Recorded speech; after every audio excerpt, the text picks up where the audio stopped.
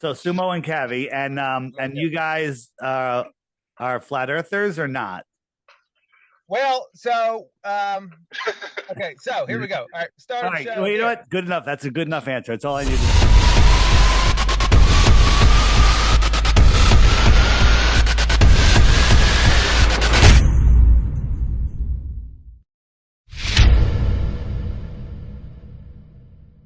Are we flat earthers?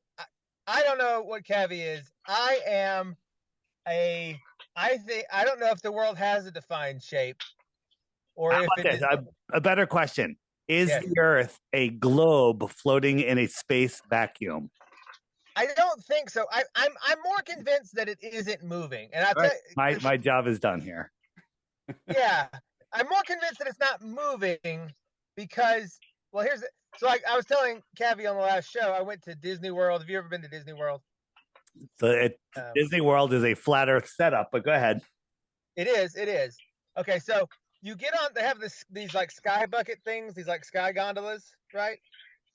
And I was trying to wheel a stroller onto it, and it's moving at like 0.1 mile an hour, Yeah. and it was very difficult stepping off of it and like moving. Like you had to people would trip. And I was thinking just as I did that, I was like, if the Earth was moving in this crazy corkscrew through space at 1 billion miles an hour, there's no way we wouldn't feel it, you know. And so I got into this by the route of knowing it doesn't seem as though it is moving. So let's talk about that for a little bit.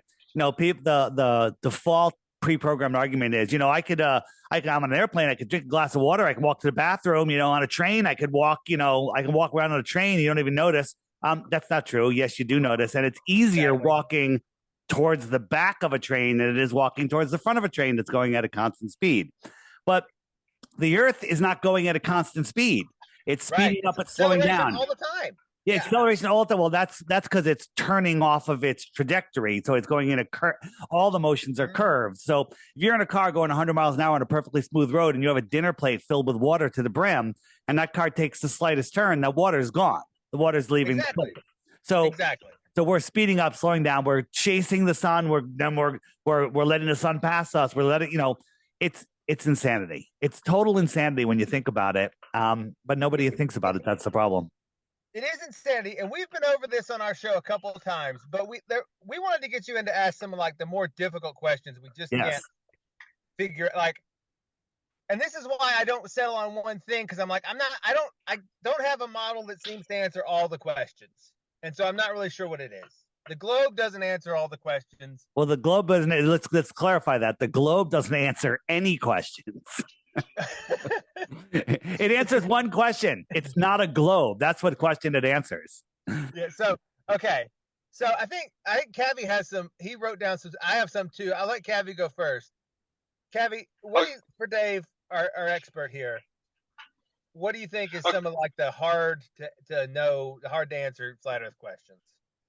Okay, so before I kind of get into that, because my questions are kind of based on this, let's just talk about like the model really quick with how you have sort of like the flat circle, and then you have basically like the sun, moon, and stars rotating, and sort of like a sky clock above it. Right. Can you just maybe just give us a quick overview of that, and then I have some questions about just how so our works. Listeners, no one thinks we're talking about a flat pizza floating in space around the sun. Yeah, why are all the other planets round is what people say, and how do you know planets are round, and if they are round, so what? The lights in your ceiling are round and the floor is not round, and the only people that are showing you pictures of planets are Disney and NASA, and Disney's more credible than NASA these days. So yes. Our optics have outgrown their lives. When you look into, at what they call planets, none of it makes sense. The size, the brightness, everything about it doesn't make sense. But they've told you a fanciful story that they're, rocks reflecting sunlight, impossibly bright over impossible distances. It's all nonsense. So what is the flat Earth? Well, the flat is not a shape. It's a description of level and horizontal. Okay. Large bodies of water at rest need a container. They need containment, right? Get rid of the bathtub. The water's gone. Get rid of the edge of the pond. The water's gone, right? It needs containment, and large bodies of water at rest lie flat. Okay. And that's just a scientific fact. Go out and test it yourself. So if you think about a pond is a low spot in the ground filled with water, and it's contained by land all the way around. If there wasn't land all the way around, the water would flow away and it would seek its ultimate base level. So think of the world as a giant pond, a giant lake, right? All of the oceans of the world, just a giant lake. What's containing it? Well, it's the shoreline that surrounds the entire world lake. That's what we call Antarctica. They've convinced you that Antarctica is a continent on the bottom of a ball, and that's basically because, picture this: you got a map, and it's a big lake, and you cut out around the edge of the lake. Now, let's say a couple inches outside of the edge of the lake, and you cut a big circle, and then you wrap that around a globe and crush all of those ends down to the bottom of the ball. That's what they're telling you Antarctica is, and that's a prison for your mind. Okay. So the thing is, people go, what happens if you go to the end of the earth? You'll fall off into space. Nope. Right. When you get to the end of a lake, you're at the end of the lake and you step up onto the land. Well, guess what? Antarctica is the highest land on Earth. Did you know that? Most people don't. I did. Yeah, we did. Yeah, we talked Yeah, about you guys know because you're looking into it, but most people that think we live on a globe don't know anything about anything. It's like way high. It's like 2 miles in the sky. No. It's like 200 feet higher than the surface of the water. But now there are areas of Antarctica that have a sloping shoreline. It's just you get there and you can put on the beach and then walk uphill from there. And then as you go farther out, it gets higher and higher, and there's mountain ridges which are they don't let us know about that are higher than Mount Everest. Okay. Now, some people say that they go all the way around and that connects to the dome. Hey, that might be true. I don't know. I haven't been there. Okay.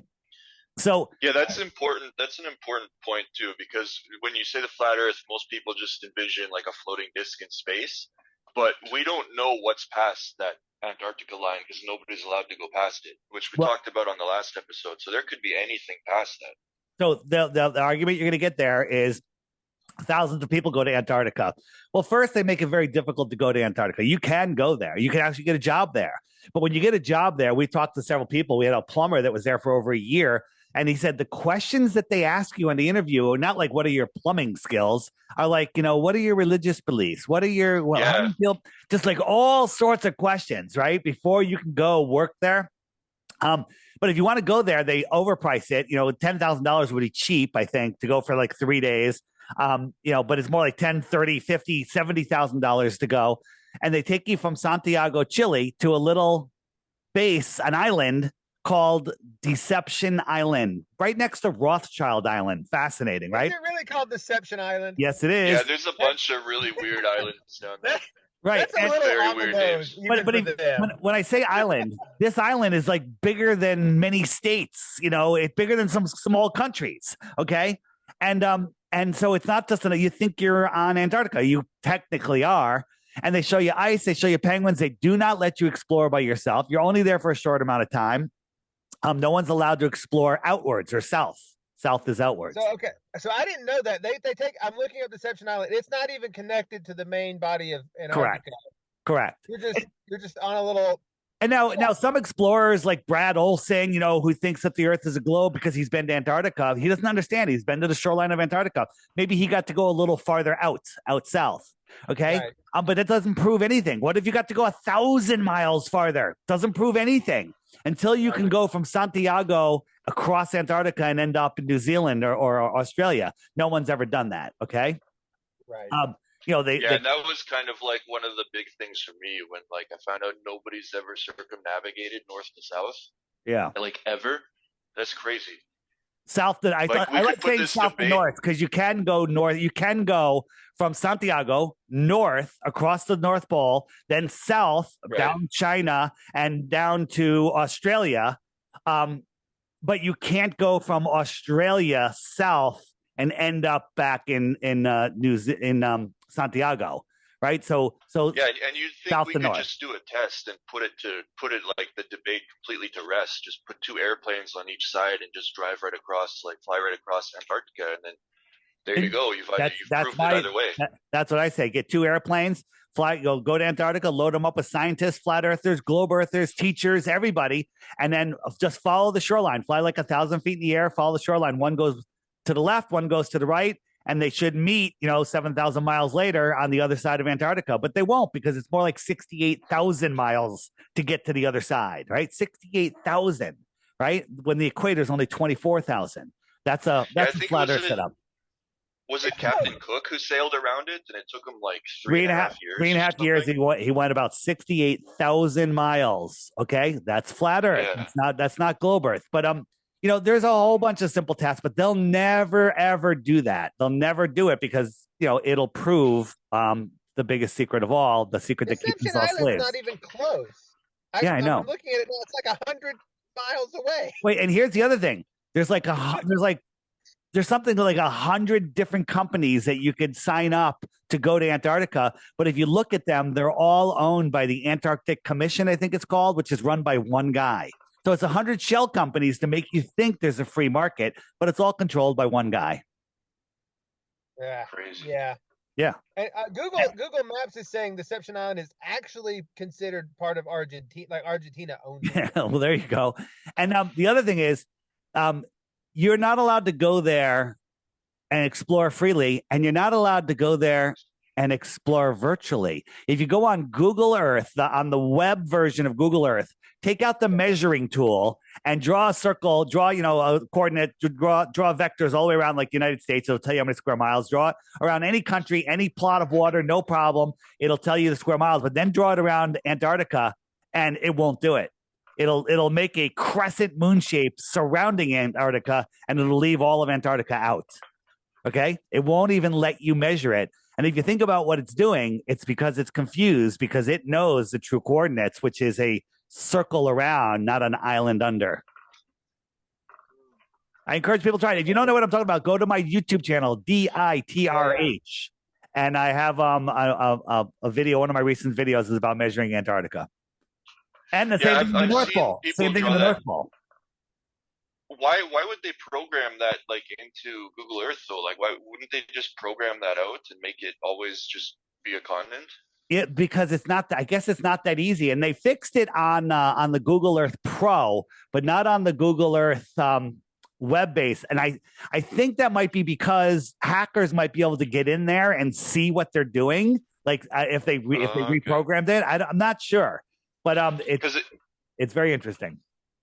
So it's getting like data from, I guess, satellites or something. No. There's no satellite. There's no satellite. Well, if you think about it, you take the flat Earth map. Look up the Gleason's map if you want to see what the best flat Earth map looks like, and then you gotta map that on a ball. And the farther out south you get, the more confused it gets. And so you draw a circle around like Australia, no problem. It'll tell you what that is. But if you try to draw a circle around the continent that they call Antarctica, you're really trying to draw a circle around the exterior, which doesn't work. It doesn't work. So I have on my YouTube channel, DITRH, stands for Deep Inside the Rabbit Hole. It's called Measuring Antarctica. It's very easy. It's a 90-second video, and then you'll see what I'm talking about. That's what I did not know what deep stood for. Deep inside the rabbit hole. Okay. Yeah, I'll find that video and I'll put it in the show notes. Yeah, it's easy. Okay. DITRH. Okay. All my videos there are under. Most of them are under 5 minutes. Okay. All right. So we got a basic model. All right, Cavi, what are you most confused about? What are your questions on Flat Earth 4 days? Okay, so yeah, here's some of the difficult questions then. So you just brought up the Gleason map. Isn't that map though like a globe that's been stretched out flat? That's what they want you to believe, but the globe is the Gleason's map wrapped around it. It's the opposite thing. It's not horribly distorted in the southern hemisphere. Like that's they want you to think it is. Looks. They want you to think it is. They want you to say, "Why is Australia so stretched out?" And it's not. That's how big Australia is. Australia, if you try to measure Australia, it's very, very difficult to accurately measure it. And that is the closest depiction. Is that map perfect? No, but it is used for navigation. And do you guys have my app yet? The Flat Earth Sun Moon. I do. I do too. Yeah. I will be. I featured it recently, and I'm going to make a section, maps section. But there's one about Flat Earth Banjo. Just did one on time zones. You know that there's like 32 or 34 time zones in the South, and only like Yeah, I might have 19 actually in the watched that north. video. Yeah, I featured it And then it recently. gets really weird at the international date line and stuff. Damn right it gets weird. And that's where Kiribati lays when we get into that. But again, here's the thing, guys. An audio podcast, fantastic. We can talk all day. No pressure on me pulling up stuff. It's for you people listening. This isn't a topic that you can just tackle by sitting on the couch and listening. You got to go and look. And all the information is on my website. It's on my YouTube page. And it's also it's on the app is the best way to find it. But do what you like. Take your time. But this is the most important deception ever. What difference does it make? I still have to go to work on Monday. Guess what? I don't even know what day of the week it is because I don't have to go to work. All right. How the hell did that happen? And I used to scream, what difference does it make? I still have to go to work on Monday. I used to that too. I'm not working today. Same thing. Well, Work. Don't get me wrong. Everyone here is jobless. Yeah. All right. Well, that's not the goal. The goal is we shouldn't have to pay for energy. Energy should be free because energy is free. There are countries that have free energy, like Libya had free energy, but they don't want you to know that. Yeah, look up Turkmenistan. Yeah, Turkmenistan. That place is wild. So and where else is it? There's a couple. Kazakhstan too is also pretty weird. Yeah, they don't want you knowing this stuff, and who knows what's going on in North Korea? That could be a paradise for all we know. We don't know. We just don't know. Free energy. Imagine if you didn't have to pay for electricity, didn't have to pay for fuel for your car. You can crank your air conditioning up as high as you want in the summer and the heat as high as you want in the winter. And all of that was free. Didn't hurt anybody. Didn't hurt the planet, right? How much more free time would you have? Well, you know what? Hey, I can garden. Hey, I got a skill. I can trade with my neighbors. Hey, I'm doing perfectly fine, right? And that's how the world is supposed to be. But they've got us trapped into this slave system, and they've put our minds in a prison. It's like the allegory of the cave where we don't know that there's more. And if you don't know that there's more, you can't use your mind to reach your full potential. So why does it matter? Because if you don't know who you are, where you are, what this place is, and the true power of your mind, and if you believe in mind control, governing your mind, government, then you just give away your God-given power and you'll never reach your full potential. That's why it matters. Yeah, the idea that it doesn't matter is crazy. Retarded. You could say retarded. I'm bringing that back. Retarded. Yeah, retarded. It is so like disconnected from reality. Like if the shape of the earth has been a deception, that changes everything about your life. Right. But saying the shape, I don't care. It could be a triangle. It could be a pyramid. They've been programmed to say stuff like that. It's not the shape. It's our position in it. It's our position. Exactly. We're not on a random speck floating through an impossible space vacuum where an asteroid could take us out, where we're running out of food, we're running out of water, we're running out of fossil fuels. Fossil fuels, another joke. We're going to be blown up by Putin's going to start a nuclear war. Nuclear bombs don't exist. They have us living in this fear and lack and nonsense when the truth is we are at the center and powerful and abundant. Okay. And it's all there. It's all been given to us. But the friggin' psychopaths that are trying to run this place have us brainwashed into believing nonsense and have the automatons, the NPCs, fighting for their own enslavement. They don't even know it. The people that fight Flat Earth are fighting for their own enslavement. It's retarded. It is. Okay. Cavi, what were your questions? Let's see. Here's another question for you.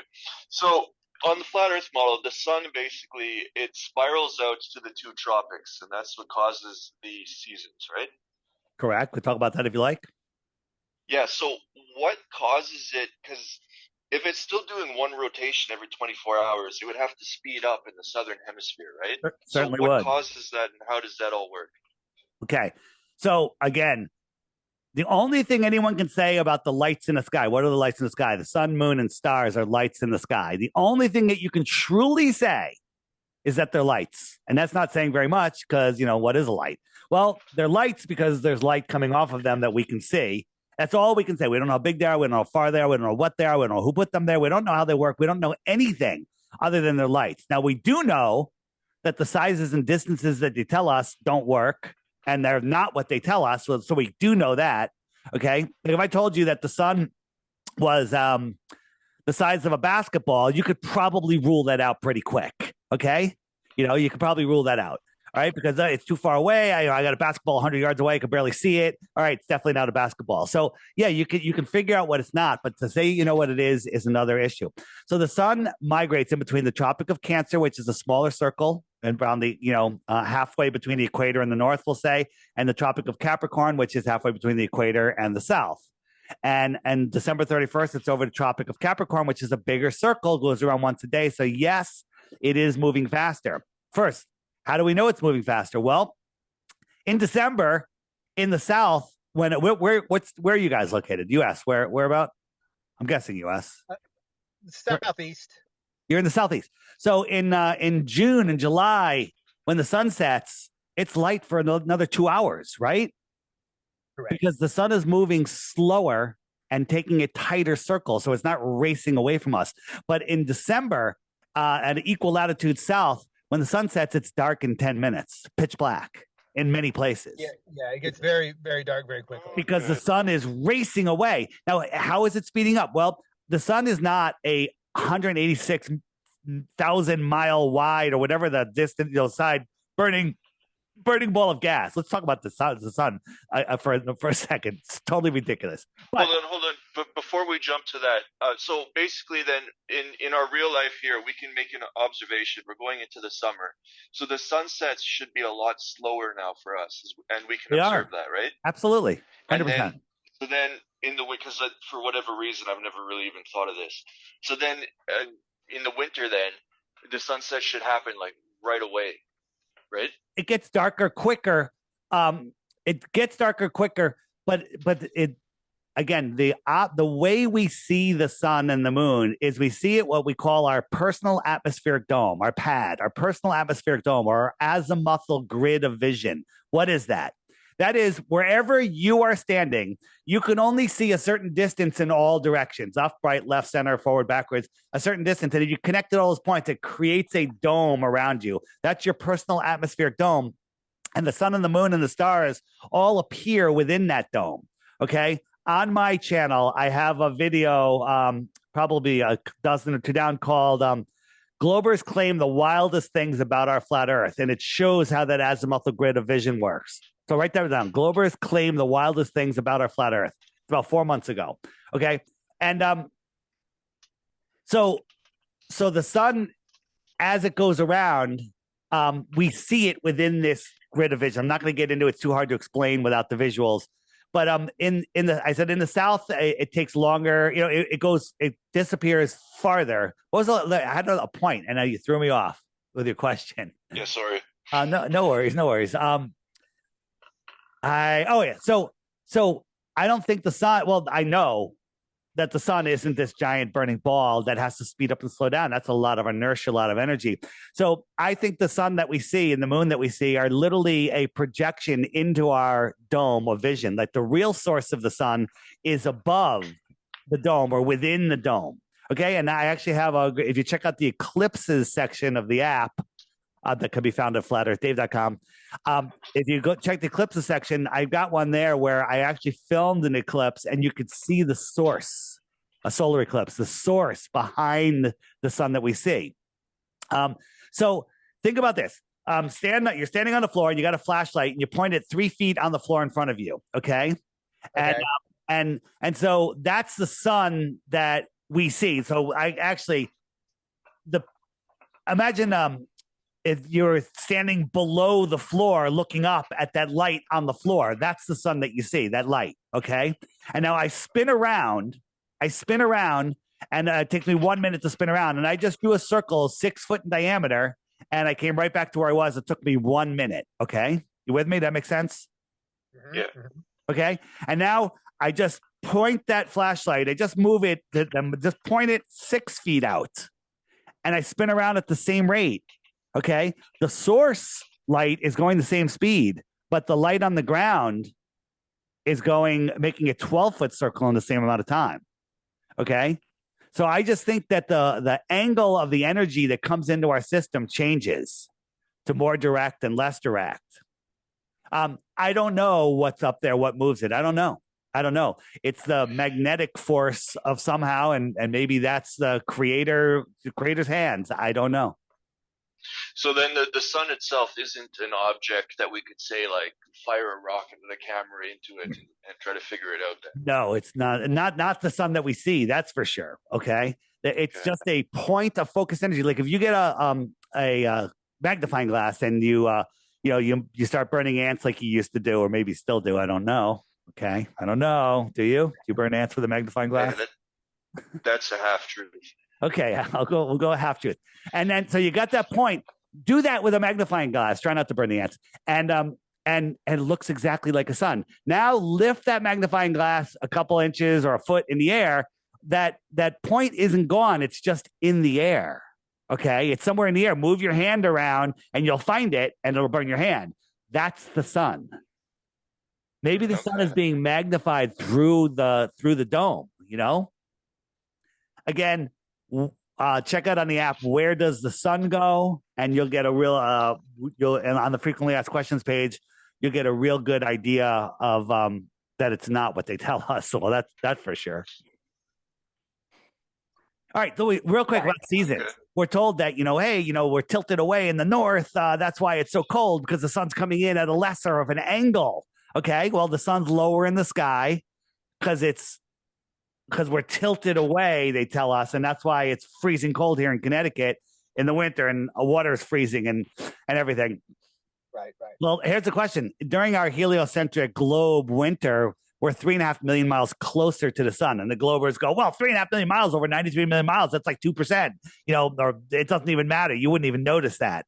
Like, okay, what about sunrise in June? In June, we're 3.5 million miles farther from the sun than we are in the winter. And at sunrise, I don't think it could be any more tilted away from the sun. But at sunrise in June, as soon as I see the sun on the horizon, I could feel the heat on my face. Within 10 minutes, it's hot. Okay? Right? And that's at a massive tilt away. Because you're not measuring the tilt on the axis of the Earth. You're measuring the tilt in relation to the sun. So at sunrise, it's an 89-degree tilt. Okay? You can feel the heat immediately.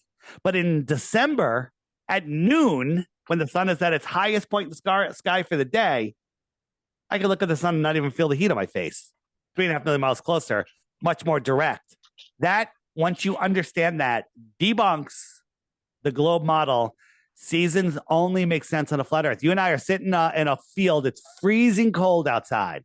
It's ice on the ground. Why are we sitting there? Why are we 20 feet apart? Okay. All right. We're 20 feet apart. And then somebody comes over and holds a heat lamp 15 feet over your head on a big pole, and it's blasting heat on you. You're like, take your coat off. You're good. And I'm 20 feet away, and I don't quite feel that heat, and I'm freezing. Right. And I say to you, where is that heat lamp? Well, or your sun. And you're like, well, it's directly above me. You point straight up. And then I look at it. Well, it's not really straight up. It's like 45 degrees off from me, 45 degrees off the ground, because straight up would be right over my head, and it's not. Okay, so it's lower in the sky. It's farther away. That's my winter. That's your summer. Then that person walks over to me, keeping it at the exact same height, 15 feet in the air. You're going to watch it get lower and lower in the sky, and I'm going to watch it get higher and higher in the sky. That's my summer. That's your winter. That's how it works. It's so simple. It proves the Earth is not a globe.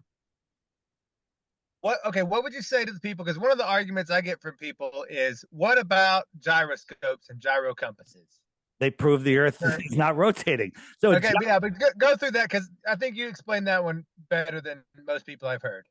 By the way, on the app, on the frequently asked questions, on the app. Seasons. I just go to seasons, and all the stuff I talked about is really done there. A gyroscope, it's everyone knows what a gyroscope is. We had them as kids. We spin them up, and they hold rigidity in space. If you have a 3-axis gyro, that means it can rotate in any direction. So you spin it up, it holds rigidity in space. This is what airplanes do when they're on a runway. Before they take off, they spin up their gyro level.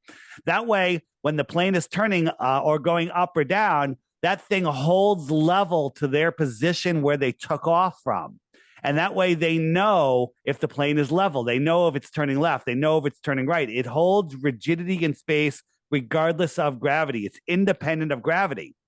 Now, Right. if someone's flying from the northern hemisphere to the southern hemisphere, let's say they're going from, Alaska to Ecuador, so they're going a quarter of the way around the globe, that gyro should be vertical when they land in Ecuador, but it's not. It's level because the Earth is level. It's a level plane, and that's why airplanes fly straight and level over the Earth plane. Gyroscopes prove we're not turning. Now, people go, what about, hold on. Yeah, because people, go ahead. No, just real quick, people say, well, I watched Behind the Curve, that hit piece on Netflix that was taken out of context, and they had a ring laser gyro, and it proved the rotation. They cut it. They didn't show you. What it proved was, yes, something was rotating about 15 degrees per hour, but the question is it the Earth moving, or is it the ether, the sky that is moving? Right? It's like, look, when you're in a car, or like you're on a train, and the train next to you starts moving, you're like, am I moving or is that train moving? You don't know until you analyze the situation.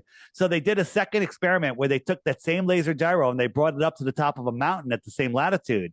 And what it showed was a significant difference in rotation. And that's because it was the sky that was moving, not the Earth.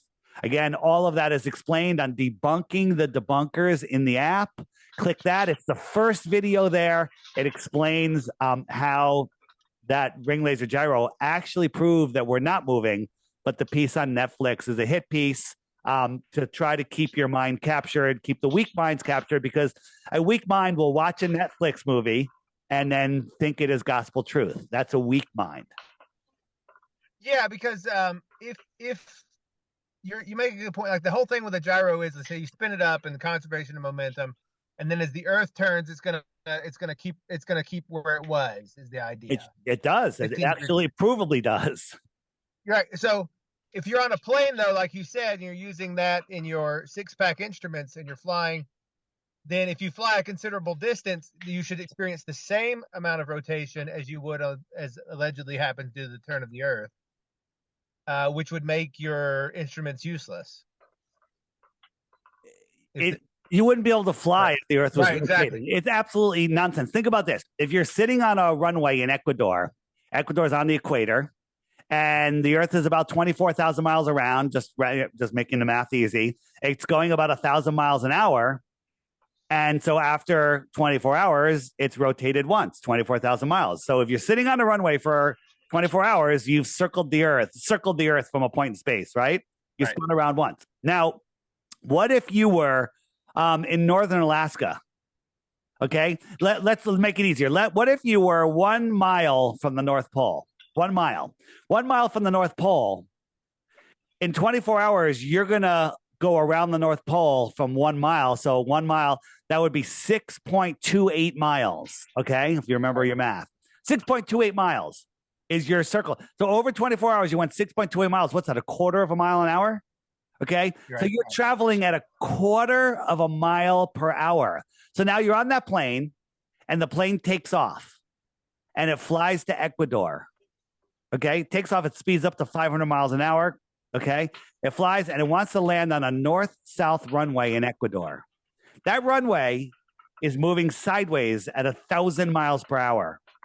That's what blew my mind. Yeah, how does that plane get that sideways speed and land on a sideways runway? And the answer is, it's the reason you can't figure it out, and the reason you have to start making up crap is because it's nonsense. It's retarded. Yeah. Okay. Yeah. The plane thing is definitely a big one. And also, if it were spinning, if it were spinning, you should experience like a outward centripetal force that would make you lighter at the equator than you would be at the North Pole. Things should change weight. Think about this. Every long jump competition, they should insist. I want to jump from west to east because the Earth is gonna west to east. I'm dyslexic. Whatever way the Earth is spinning, you want to jump against that because you'll have a longer jump, right? Yeah, people. Right. If you're on a train, like, oh no, they're like, the air moves too. But then when they say, oh, the Coriolis effect for a sniper rifle, it doesn't matter anymore. If you're on a train, right? Yeah. You're on a train that's going a nice smooth speed. Try just seeing how far you can jump towards the front of the train, and then try to jump towards the back of the train, and it's a tremendous difference. Okay, tremendous. Right. Tremendous. And then last thing, the people say, I could on an airplane, I could drink a glass of water. Well, the Earth is moving in 4 different directions at once. But let's take the slowest one, which is the spin, 1,000 miles an hour. An airplane's only going 500 miles an hour. You want to compare that to the spin of the Earth? You have to do the following. You have to double the speed of the airplane. You have to remove the outside shell of the airplane because there's no shell around the globe. And you also have to nose down 1 mile per minute to follow the curve. And then let me know how your water's doing. Yeah. Yeah. You won't have to go to the bathroom anymore because you'll have crapped yourself. Okay. Yes. Cavi, what was your next one? Well, I was just gonna say before we move on, that's one of the really interesting things I think I found looking into this flat Earth stuff is the flat earthers will have all of these sort of like different experiments that you can actually go and do yourself. But then you watch like these globe Earth debunking videos, and it's always like something super snarky. You're like, don't you know it works because of this? And it's like, well, okay, maybe, but there's no way to go and test that. There's no, they give you no test you can do yourself. It's always like, NASA right. did it. Yeah, NASA did it. Exactly. The Freemasons in space, and they pre-assume a globe, and they're like, oh, I can't see the bottom of that building. I'm like, do you realize that you're not supposed to see the top of that building also? Okay. And then, the bottoms of the building thing, hey, that's a kind of interesting thing. But once you understand how angular resolution works, right? The bottom of the building, you have the lowest angle to the smallest angle. So yes, it will disappear first because your eye can't resolve it. And then when you're usually looking long distance over water, you have a little waves or something. A little wave in the foreground can block out 10, 20 stories of a building in the background because that building is getting smaller and smaller and smaller. Okay. And the wave in the foreground isn't. So, and those waves in the foreground will look like a horizon. You don't realize that you're looking way, way beyond it, but that wave in the foreground is creating a false horizon. And then the atmospheric conditions, the moisture in the air will create a false horizon. And then things are just hiding behind that. It's amazing once you're looking. On the app, frequently asked questions page, boats over the horizon and we can see too far. Just check out those areas and you'll understand what I'm talking about. You see, Cavi, we have to learn from Dave. You see how he is so good at plugging his thing? Oh, no, the only reason I'm plugging it is because it's the best place to find the information. Cavi has been getting on to me because I never plug the things, and I'm just like, I have to learn that. Go to the Mystical American Patriot Society also and give us money. Okay, continue. I got one more quick question about the sun, and then I got some questions about the moon. Go. So if it's spiraling out to like a wider circle in the southern hemisphere, that explains the analemma and why it's like a bulging sort of figure eight, right? 100%. Okay. So then let's talk about the moon a bit then. So is the moon also kind of like a projection through the dome like the sun, or how does that work? I think so. Somebody just I got an interesting video, which I think we could see the source moon, but the moon isn't as bright, so it's hard to tell what we're seeing there. But yeah, that is a possibility, because the thing is, when there's a new moon, which means there's no light on the moon, right, we should still be able to see it. Well, you can't see the new moon because it's right next to the sun. Okay, that's a good one. The sun's kind of bright, but what about during a total solar eclipse? When you're during if you're watching the moon, watching the sun during a total solar eclipse where the moon is allegedly blocking the sun. Well, when you block the sun, you're no longer blinded by the sun. And earth shine. What is earth shine? It's the same as moonshine. On a full moon night, if you're in the middle of nowhere, you can read a book by the moonlight. It'll cast your shadow on the ground. You could drive a car with your lights off because the moon is lighting up the earth. What is that? Moonshine. Allegedly, it's reflecting the sunlight from the moon. So during a total solar eclipse, if you are on the moon looking at the earth, you have a full earth because the earth is in the position from there where you have a full earth. Well, the earth is 6 times bigger than the moon and more reflective with its oceans and everything. So the earth shine should light up that new moon that's eclipsing the sun. But no one has ever seen the moon approach, eclipse, or exit the face of the sun. They've never filmed it from the International Space Station. They've never filmed it from an airplane. They've never gotten it from an infrared, camera. They've never gotten it anywhere. They have telescopes and cameras that block out the sun so you can kind of look at the corona around the sun and stuff. Use one of those. Where the hell is the moon? It's not there. So if the moon is not there, what the hell is eclipsing the sun? I'm not sure it's the moon. It might be, okay, because the moon is, if you look at it, it is kind of where it would need to be. I think that the moon is behind the sun that we see. But that would mean that it's in front of the real sun. So if you had the projector, right? So you got your flashlight and you're projecting it onto a sheet hanging hanging across your room. That sheet is your sky. And you have the flashlight, a light projecting on that sheet. You're looking at it from the other side. So someone's on the other side of that sheet. They see the sheet, blue sheet, it's the sky. And they see the bright spot on it. That's the sun.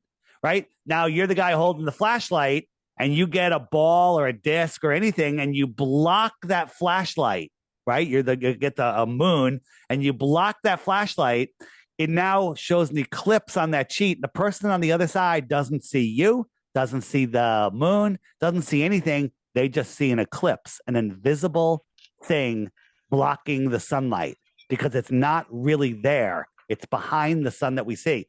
On the app, frequently asked questions page, hit eclipses. It's like, I think it's within the first 10 videos. There's one there called what the hell is it called?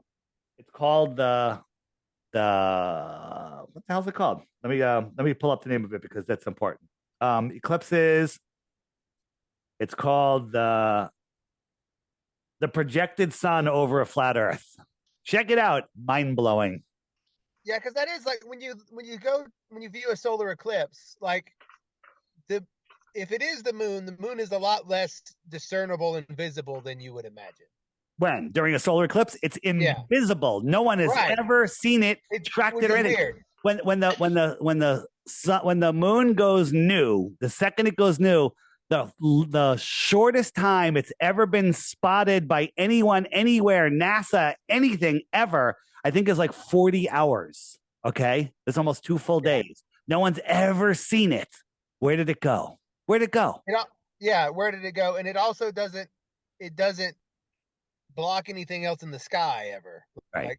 To believe in the heliocentric model, you have to believe that that something crashed into the earth, took a chunk of it, it turned into a perfect sphere in a perfect orbit around the earth, right? And it affects women's reproductive cycles. Okay. And it's perfectly the same size. And and one side is gravitationally locked to us. And it's just a bunch of fucking, excuse my language, a bunch of fucking bullshit. There you go. It's a bunch of bullshit. So, on that same sort of idea, like a few years ago, there was Venus went right in front of the sun, and I remember going to the university in my city, and they gave us 2 special telescopes, and we could see a little black dot move over the sun. Yeah. What would you think that would be? Now, if you didn't look with their little special telescope they gave you, and you looked with a real camera, you would see that whatever it was transparent. It was transparent. You could see the edge of the sun cutting through it. Like it was transparent. So same kind of idea. What is it? I don't know what it is, but that's what they use to figure out the size of the Earth. Oh no, the distance of the sun, because hey, Venus is about the same size as Earth, and it's going to transit the sun. And people on the East Coast see it started at this time and ended at this time, and people on the West Coast saw it started at this other time and ended at this other time. And they did some really good, math and figured out the distance of the sun. Guess what? The math was perfect. The problem was they assumed Venus was the size of Earth. How did they assume that? They pulled it out of their ass. Okay. They made it up, right? That's like me saying, hey, you guys have $1 million in the bank. Tomorrow, I'm going to double it, and I'm going to double it again. I'm going to double it again. So in 3 days, you have it's going to be $2 million, $4 million, $8 million. You have $8 million in the bank. What's wrong with that equation? I didn't catch how it started. It started. I said you had $1 million in the bank. I made $1 million. Yeah. The equation you made that perfect, up. but there's a bad variable. The bad variable is Venus, this light in the sky that we shouldn't be able to see, is the same size as Earth. Both baloney, nonsense. And there's many times we can see Venus at night, late at night, it doesn't make any sense. It's inside of our orbit. We shouldn't be able to see it from our nighttime. It's on the other side of the Earth. How do we see it? Right. Well, you can only see it in early in the evening and late and early. Yeah, that's what I've heard. And you know what? That's a good argument, but there's times we've seen it at like 11 p.m. Doesn't work. Okay. Certain setups you can see it like that. So another question I have about the moon. So the sun spirals between the two tropics. Does the moon just stay straight, or Nope. does it also do any sort of fancy So stuff? so on my app it goes straight because I don't have the data or the money yet to pay for it to figure out. Okay. It does what the sun does every year. The moon does every 28 days, 2 weeks out and 2 weeks back. Keeps going back and forth between the tropics. And sometimes when those things sync up, that's when an eclipse happens. Okay. Eclipses happen. They repeat the exact same cycle of eclipses every 18 years. Every 18 years? 18 years. Every 18 years, eclipses repeat. Now, that doesn't sound like a heliocentric gravitational random system. That sounds like a perfect clock. Okay. It's more accurate than any quartz watch, Rolex watch, or anything. It's a sky clock. Right. So it does it. You know how we say in the north, in Alaska and Norway, you get the 24-hour sun in the summer, right? For a month or whatever. But guess what? You get the 24-hour moon for a week every month in the north. You get the 24-hour moon. It never sets for 24 hours.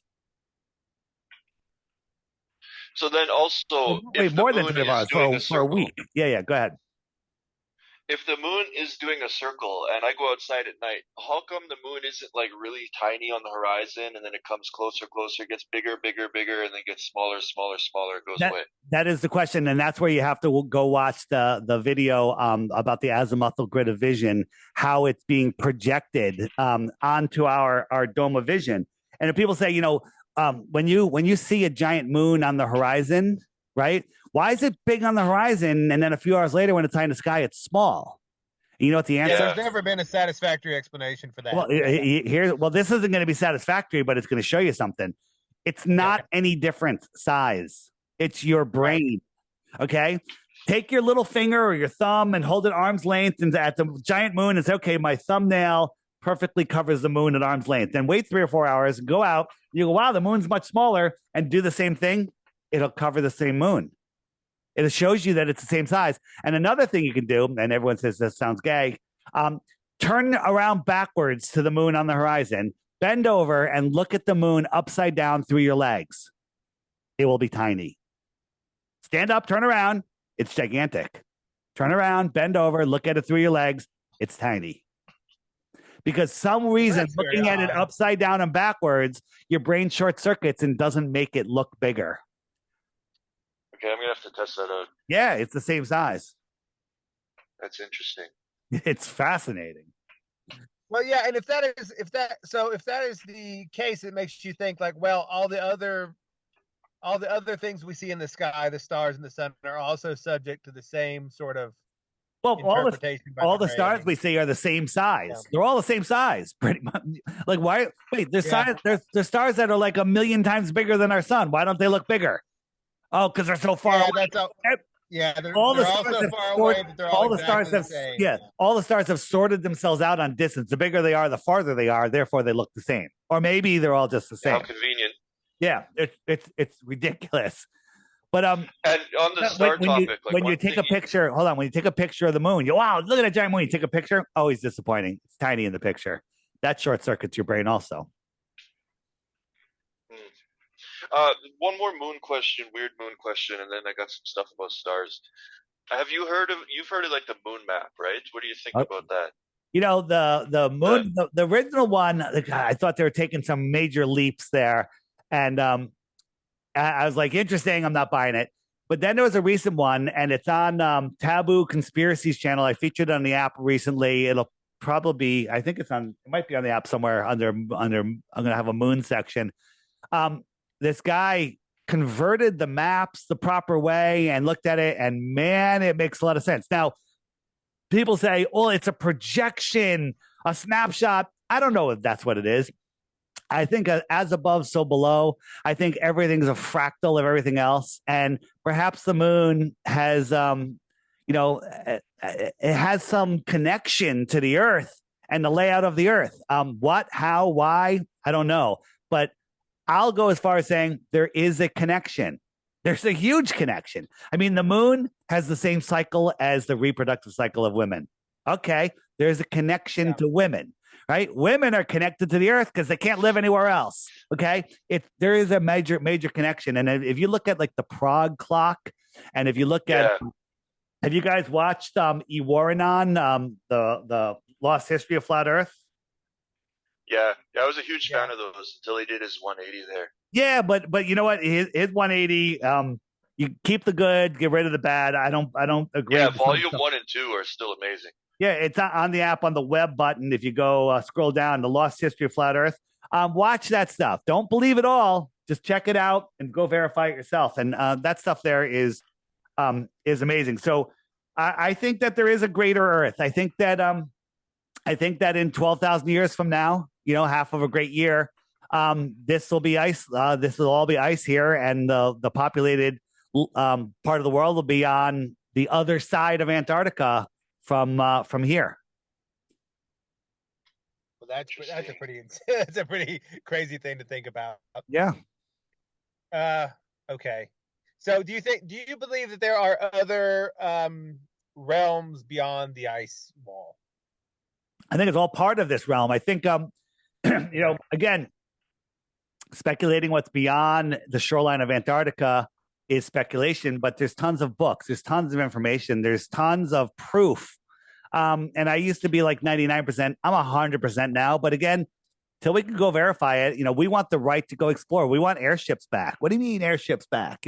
There used to be worldwide luxury air travel all over the world on giant airships. Okay. Yep.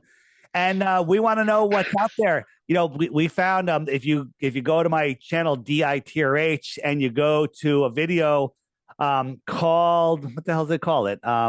It's called Ships to the Outer Lands. It's about 4 months ago. Ships to the Outer Lands. We found some ships, on the ship tracking sites, a cargo ship tracking site. We found ships that were 200, 300, 400, 500 miles inside of the shoreline of Antarctica. Like, how the hell? Yeah, what's that? I was talking about that last episode. So we found out the ship was registered at the island of Kiribati, which is literally a sandbar in the middle of the South Pacific. And China gave them $10 billion recently. And the U.S. says that they're a very important trade route. Why the hell is a sandbar in the middle of the South Pacific an important trade route? What do they got there? Pineapples? What are they trading there? You can't even go refuel your ship there. And they have ships that are going to South Pacific. They have a hotel called the Captain Cook Hotel on Kiribati. Okay. And Kiribati is on that really weird spot on the dateline where it has that little Cape Cod hook to it. And they're like literally in the strangest place on earth. Okay. What's going on there? And I contend that those are important trade routes to the outer lands. Maybe they're trading technology, computer chips. Maybe they're trading tuna fish. There never seems to be a shortage of tuna sushi. So maybe it's coming from the outer lands. Yeah, you made a comment about airships. That is one thing that sort of got me thinking about all this is like the idea that blimps and zeppelins are not economical to build is silly. Oh my God. It's so NASA and then controls all the helium of the world. Yeah, like the Concorde jet, why did they stop doing that? Of course that would be profitable if you could fly to England in an hour, right? But they just quit all those, and they like, why is there this push to prevent people from having better air travel? I know some people that have been on the Concorde, and they said the same thing. They said during the flight, the stewardess would come around and make sure everyone lowered their shade on one side of the plane because, quote, they're going to be passing the sun. Huh. Wow. Interesting. Yeah, because the Concorde flew quite high. Yeah, I think only like 45, 50,000 feet, maybe somewhere around there. Yeah. Yeah, which is where you're supposed to start seeing the curve of the Earth. No curve. Yeah. But And the so if you windows were are up there curved. and The no one windows are saw it, curved, so you'll see a curve for sure. right. Yeah. Yeah. So again, there's so much to this. You know, the world is, being a flat earther actually saves you money because one, you don't need Netflix anymore. You don't need Hulu anymore. You don't need to go to the movies anymore. You don't need to rent movies anymore. Right. You'll lose all your friends, so you don't have to go out anywhere. And life is just becomes way more interesting. So, I encourage people to wake up and get out of their slavery mentality. They tell us the only thing that's true is death and taxes. Both of those are lies. That's true. That's true. And a good place for people of your audience to come is become part of our audience also. There you go. American Absolutely. Absolutely. Mystical American Patriot Society podcast. Everyone come listen. Thank you, Mr. Flat Earth Dave, for this great interview. All right. And you can find all my stuff at flatearthdave.com. Get the app. It's only $3. Check it out. And, we just hit over 100,000 people on the Friend Finder. So if you are a flat earther and you're kind of lonely, you can find other flat earthers near you and contact them. And it's a great dating app, a great job finding app. It's a great meetup app. It does and great information too. Yeah, Dave made the world's first flat earth dating app. I did. It's great. All right. Well, thank you, Mr. Dave, again for this interview. Yeah, thank you. That was awesome. All right, guys. See ya. Thanks. See ya. Bye-bye. Bye. Are you a blue dot? Those questioning where we live are not just here. They are everywhere.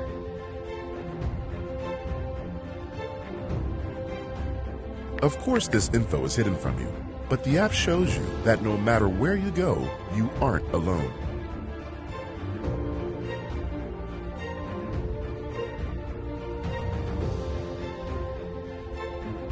We are everywhere, and we are growing.